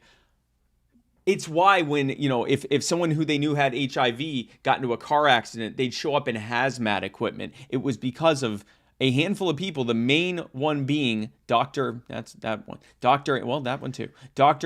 Fauci, going around telling people this. And he now just so happens to be the man who, like, nearly 40 years later, was telling all of us to stay away from each other and to wear masks. And that government should be mandating it, even though the World Health Organization said that wasn't a good idea. This is who the government and corporate media are treating like a hero. We'll never know how many lives he saved. We'll never know how many lives he destroyed, not just now, but 40 years ago. Yeah, and 40 years in the future from the things that he's deciding now. Yep. Yeah, he has been canonized by the media. There's video that you may have seen. He was going on some podcast. I don't know the name of this podcast. Oh, and they're like, he's coming. He's coming. I'm so excited. Like, I'm just shaking because Dr. Fauci. Yeah. And That's how many people are. I have seen people getting so excited about getting vaccinated because they love Dr. Fauci. And okay, that sure, whatever. If that is your reasoning for getting vaccinated, fine. I don't understand that, because that would be like me getting vaccinated because Kristen Chenoweth got vaccinated. And I'm only picking that because I just saw that online. I don't know. But the question that we all need to remember from this dump of emails is, why did he shift? The most important thing is, why did he shift so rapidly from downplaying the virus to saying, oh, it's not going to be that bad. It's not going to be that bad. It's going to be roughly like a bad flu season, almost verbatim. I don't actually have that one pulled up, to urging the lockdowns and smugly putting down anybody who said, oh, lockdowns don't work. He's like, no, we need lockdowns. Lockdowns are very important. And you need to stay home and make sure that if you leave, you wear your mask. And sometimes you're going to have to double mask. And, you can't get any droplets anywhere around your face. The fact that he started doing that, and the fact that he went from not wanting vaccines, because he didn't at the beginning, he said, no, we need to figure out how to treat this. No, he didn't. He said, we need to figure out how to test for this. He went from not wanting vaccines and only working on testing. There were already tests available. There were already tests. Right. There were already tests. So they spent the better part of 2 months trying to make their own. Didn't work, but they were still banning other people from taking it, which is how the disease spread out of control undetected in the first place. Right. But yeah, so he went from only wanting testing, and then he went to only wanting vaccines, and has never once in any of those emails focused on treating the disease for the people who already had it. Yeah. If anybody can explain to me these jumps, great. Because I mean, again, I read 2/3 of these emails. There's no explanation, and maybe that's what's all redacted, but I don't think that's it. In 3,200 pages of emails, he was like, no vaccines, we need testing, to vaccines, we need vaccines, that's it, vaccines, emergency orders for vaccines, which again, all for the emergency orders for vaccines. Like, if you pump them out, I'm not going to take them, but pump them out. Pump them out, let as many people take them as they want, stop putting these ridiculous restrictions. Right. You had states like New York where they were literally throwing away bad doses because they were saying, no, these ones are for healthcare workers, and half the healthcare workers were like, no, I don't want it. And you had people saying, okay, I'll take it, and they're like, no, you can't have it, you're not a healthcare worker. So no, let people have it, put those things in as many arms as want them. No problem with that whatsoever. But nothing in those emails was about potential treatments. All it was saying was certain treatments wouldn't work because they had to wait for vaccines. Mainly things like, I blanked on what that is called. Are you talking about hydroxychloroquine? Thank you. Hydroxychloroquine. Mainly he was saying that hydroxychloroquine wouldn't work. They called it by the scientific name, but I don't remember what that is at all. But he said, let's lock them down and not let them get out until they get vaccinated. Keep them in their houses. Keep them locked up. Do not let them leave until they get vaccinated. And the question is, why? Why did he go from not caring about it to get them in their houses and do not let them leave until they get vaccinated? Because he's inept and corrupt. I thought you were going to say because he's an asshole. Well, that too. Right, yeah. And he's busy making the same amount of money that he was making before, probably getting a raise out of all this. And now he'll be able to do the talk circuit after this because he's the hero that saved us all, even though we all also died at the same time. And meanwhile, we all died 4 years ago when net neutrality was repealed. So I don't even know why we're arguing about this. Let's be clear about something here when it comes to all of this stuff. They say that you got to stay inside and you got to do this and you got to do that because if it saves even one life, then we're all worth it. Even if it destroyed countless lives in the process, if it just saves one life, then it was all worth it. And yet, there are multiple studies that have shown that those who have normal or elevated levels of vitamin D in their blood are almost certain not to end up in the hospital if they get COVID. Of any age, of any health level, the one common thing is if their vitamin D levels are and it's a direct correlate. The higher your vitamin D levels are, the less likely you are to end up in a hospital or certainly to end up dead if you get COVID. Yep. This speaks to the fact that we have a massive vitamin D deficiency in the Western world, and that's been true for years. It's why we have higher autoimmune disease rates and everything else. I had a vitamin D deficiency. It probably helped lead to my getting MS. I now take vitamin D on a regular basis. Surprise, surprise, I also went around the entire damn country and continue to do so and continue to test negative for COVID. How about that? As does... now we have studies showing that vitamin D works, okay? Why didn't they mention that? Vitamin D is cheap, it is generic, it is easy to get, you can buy it at the store, you can get I get the best possible form of vitamin D with K2, and a 2-month supply is like $20, and you can get the cheap stuff that's like a 6-month supply for $10. If it saved one, and the side effect of vitamin D is that it's good for you. If it even saved one life, and yet they never brought that up. What they did tell you to do was get really stressed out, stay inside where you're likely to get more fat, and obesity has a direct correlation with bad outcomes with any disease, including COVID. Not get sunlight, which is a way to get even less vitamin D, because vitamin D can be synthesized through sunlight exposure to your skin, and to worry. And to stay inside and recreate the conditions of cold and flu season. To wear one of these on your face everywhere you go, which many of you, I'm not going to say that I'm not included in this, many of us did not take care of the way that many would have recommended us to. And it basically made no difference at all and probably made things much worse for a lot of people. Yeah. Now, Craig Coley says this might explain the New York hotspot. They don't get much sun. Yes. If you look at, if you want to look at correlations of what causes areas to get more or less COVID spread, population density and seasonality. Mm-hmm. It didn't spread that much in Africa, in most of Africa, at least in sub-Saharan Africa and northern Africa, because they have massive amounts of sunlight and because they're outside a lot, and they don't tend to have high population density. Some areas do, but not typically, not compared to like a major metro area or something like that. But then you look at a place like India, and it's spreading there because they actually have a more temperate climate. In some areas, it's actually pretty cold, and they have huge population density. China? Yeah. And in the United States, state to state, you can see states that are similar in population density and in seasonality, temperatures, sunlight exposure, and things like that. One had heavy lockdowns, the other one didn't. They had the almost exact same outcomes. You were lied to.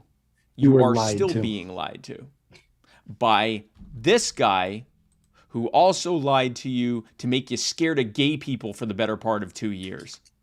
Yep. Now, speaking of his lies,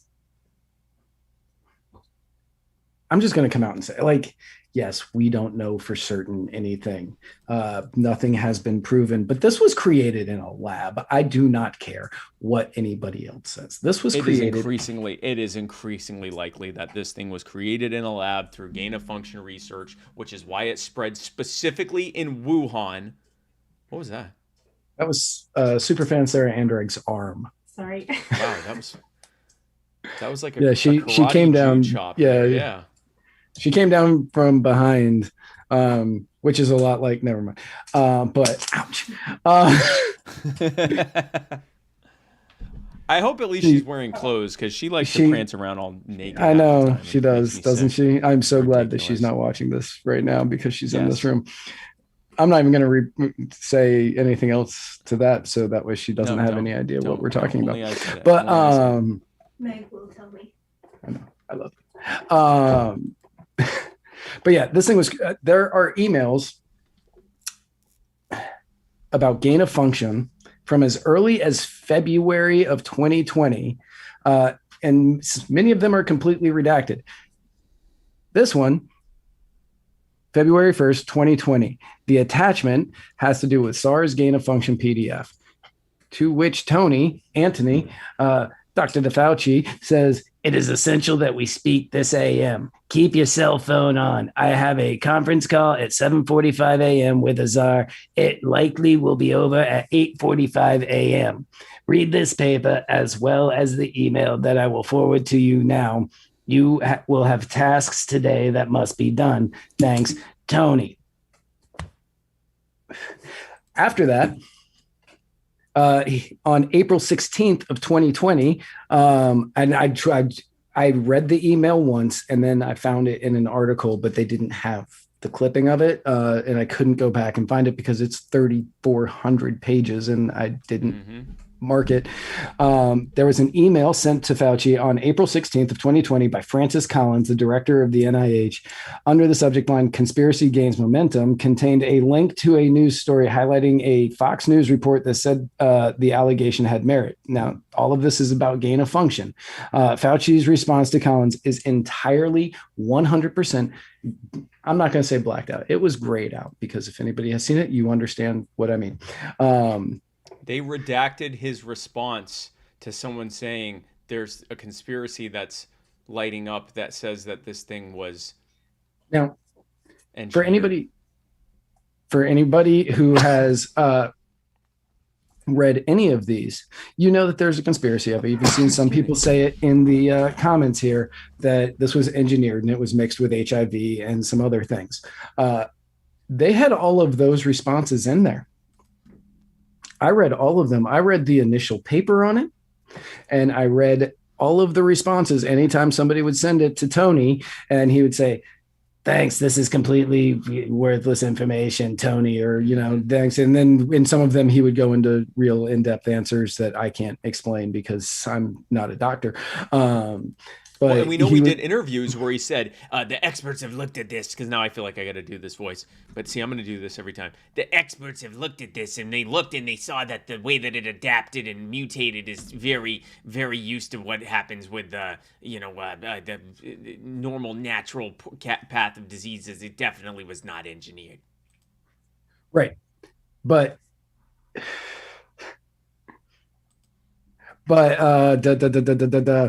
yeah. So it was around this time, April 2020, that we went from, we don't need to worry about this thing. Well, between February and April 2020, that we went from, we don't need to worry about this thing, to everybody locked down, stay away from each other, put these diapers on your face, which is why I brought this as a prop. Really the only reason I have this today. Put these diapers on your face, and scientific experts working with Fauci at the end of January 2020 were convinced that the features of SARS-CoV-2, which is what COVID-19 is, the coronavirus behind COVID-19, could have possibly been engineered. And even Fauci himself has said this. That was the shift. That was when the shift happened. And instead of telling us that, he told us we were racist if we thought that, as did all government and media. Sure. You can take a look at the three scientists who went to the hospital in Wuhan that worked in the lab as, potentially patients zero. And you can find out about the people who tried to leak information that it was created in a lab and find out what happened to them in China. If you want a very abridged, too long, didn't read, sorry for spoilers, ending for this, they're dead.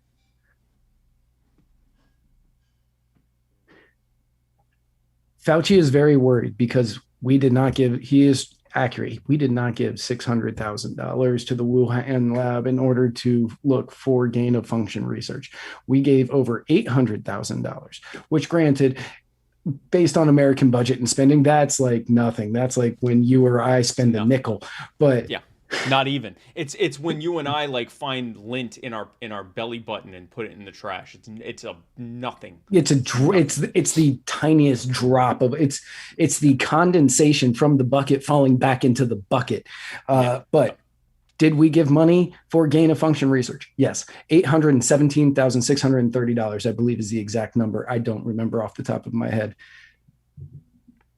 And the thing that makes me the angriest is that this is not the biggest story of the week. and we had to report on it because I read 2,300 pages of Fauci's emails, and you guys were going to have to hear about it because I had to spend the time reading it in order to tell you what all of us already knew. Big caveat here. A lot of what we are hearing now is coming from U.S. intelligence services.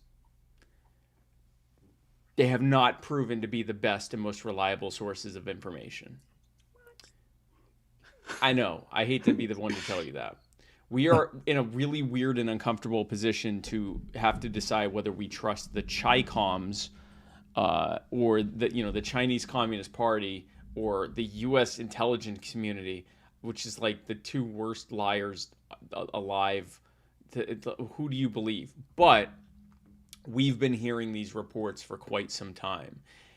And so big grain of salt with this stuff. But also, hey, the doctor who first, and I forget his name, that he ended up dying of COVID. The doctor who first said, there's a new virus out here that's similar to SARS, but not exactly the same. We need to do something.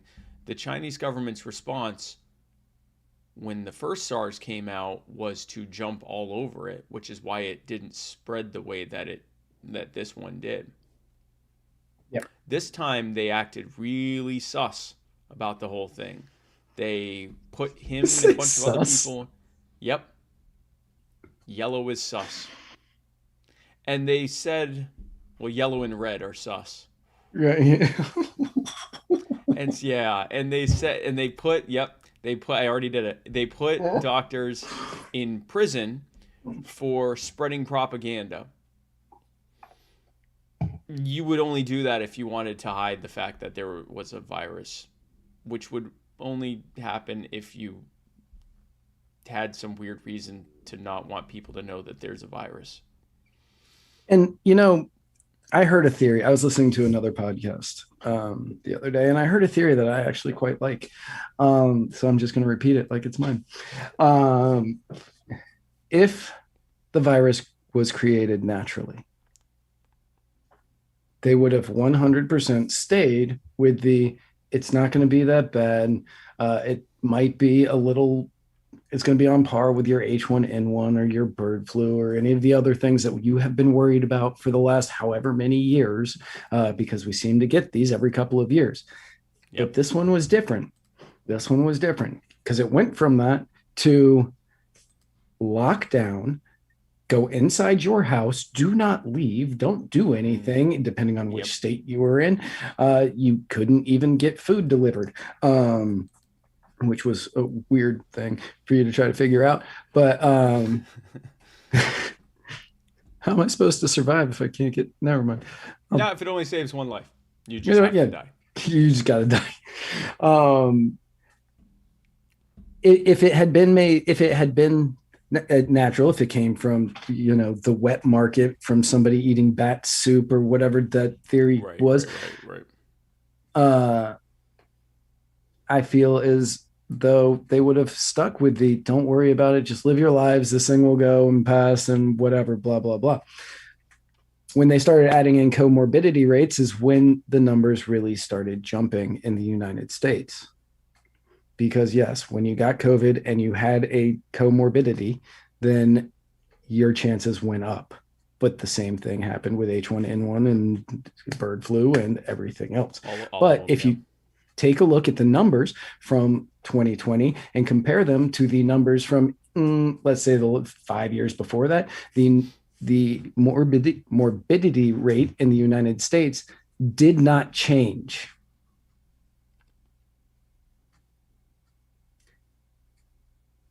Oh, if anybody can explain that, that would be fantastic. But you can't explain that because there's only one explanation, and that would get us kicked off YouTube. Yeah. Hopefully the fact that California just reduced their total number of COVID deaths by 25% with more expected to come doesn't get us kicked off YouTube.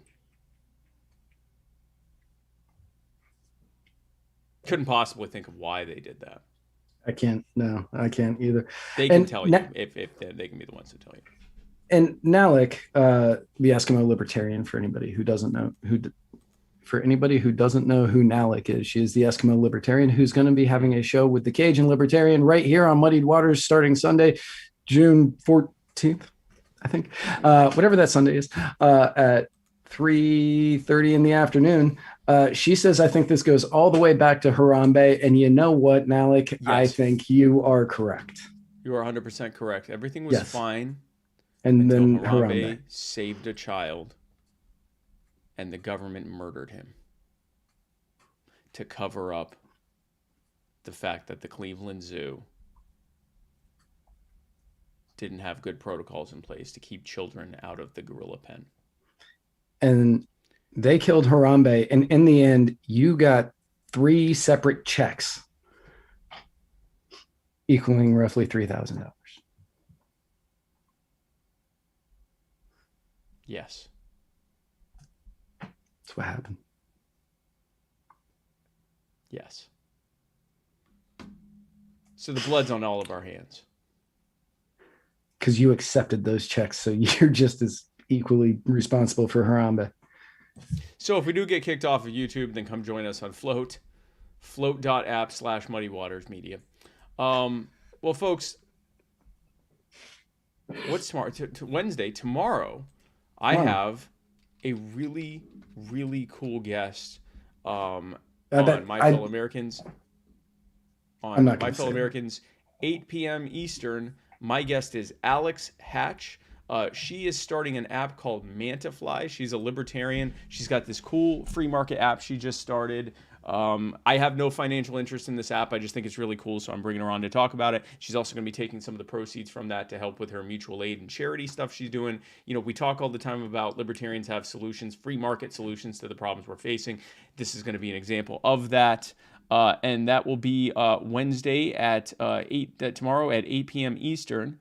And then you have an episode of the Writer's Block, don't you, Matt? Yes, I do. On Thursday at 8 Eastern, I have a very special episode of the Writer's Block where my very dear friend, Brent DeRitter, will be joining me to talk about his new project, Sell Liberty. That's awesome. Yeah, I'm very excited. Like I love Brent, and even if he wasn't, like, if he didn't have Sell Liberty, if he just wanted to come on to talk to me, I would be excited about it, because he is one of the most passionate, intelligent people in the liberty movement, and I adore him immensely. The fact that he wants to come on and talk about something specific, great, let's do it. Like, I am 100% down for Brent DeRitter. That's awesome. Yeah, no, Brent is awesome. And then after that, come join us on Clubhouse. I think we can get Brent to join us too, because he's become a Clubhouse addict. He loves Clubhouse.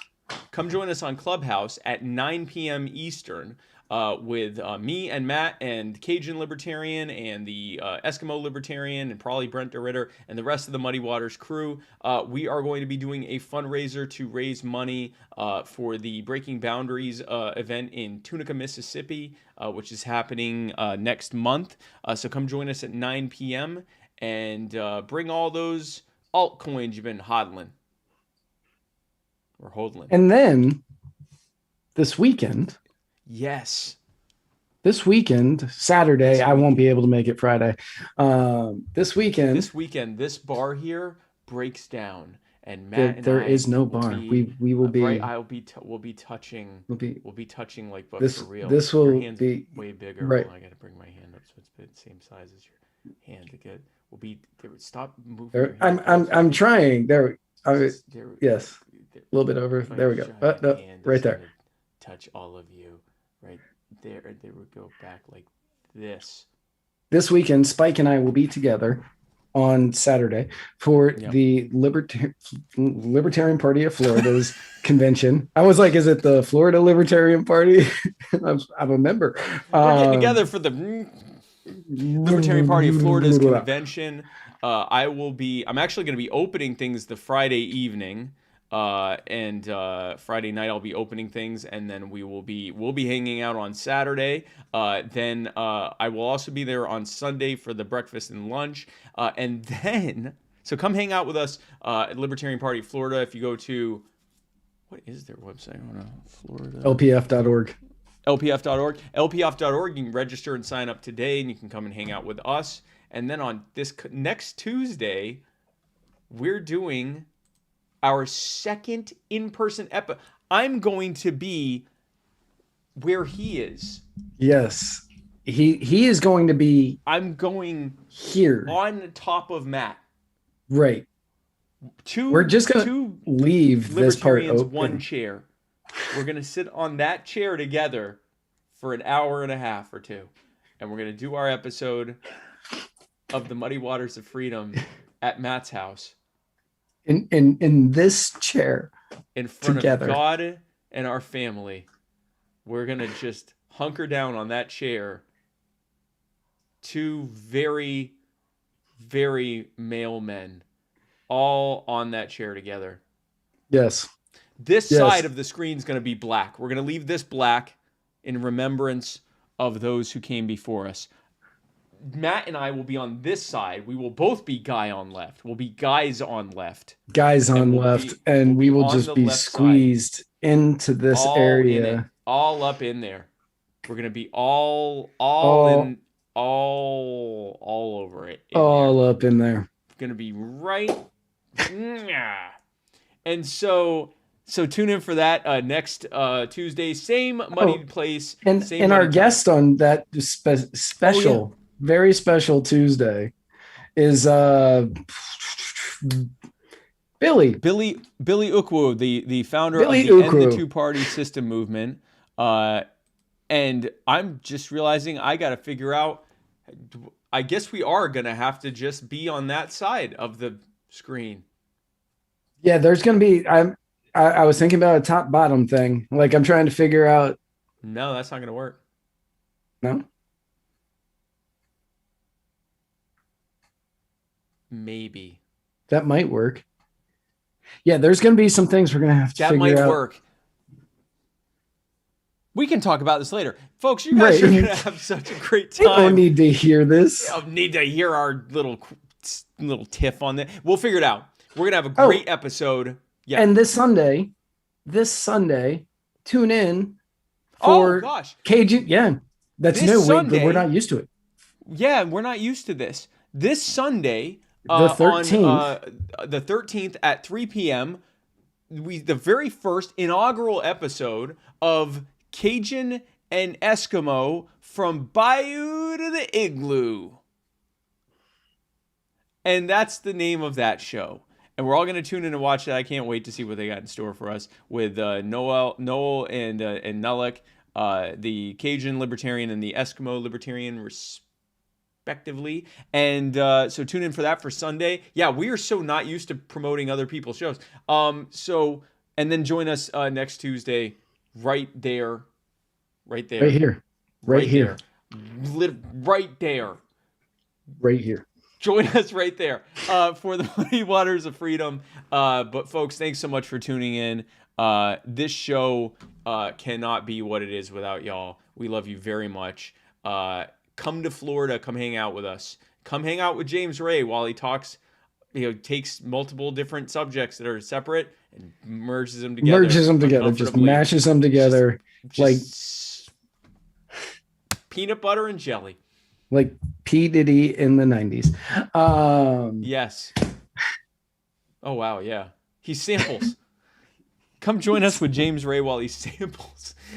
Folks, we love you very much. Thank you so much for tuning in.